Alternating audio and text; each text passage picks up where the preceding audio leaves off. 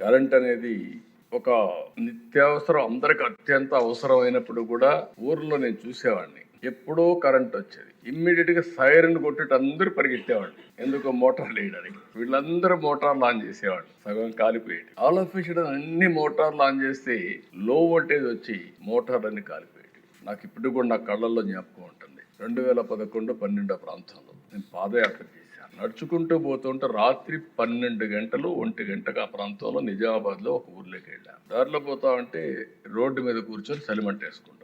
జనవరి ఫిబ్రవరికి అంతా మీకు ఐడియా ఉంటుంది. అక్కడ పోయినప్పుడు నేను కాసేపు మాట్లాడదామని చెప్పి మాట్లాడిన సమస్యని, సార్ చాలా బాధ ఉంది మాకు, ఎప్పుడు కరెంట్ వస్తుందో తెలియదు, అందుకని రాత్రి జాగారం చేస్తున్నాం అని చెప్తూ వాళ్ళు కుర్రాడు, నువ్వేం చేస్తావు? ఆయన కుర్రాడు, నేను ఇంజనీరింగ్ చదువుతున్నాను.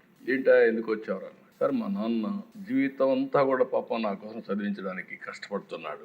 ఎవ్రీడే వచ్చి ఇక్కడ ఉండేవాడు మిషన్ వేయడానికి. నేను హాలిడేస్లో వచ్చాను, కనీసం మా నాన్నకు ఒక 2 రోజులు రెస్ట్ ఇవ్వాలని నేను ఇక్కడికి వచ్చానని.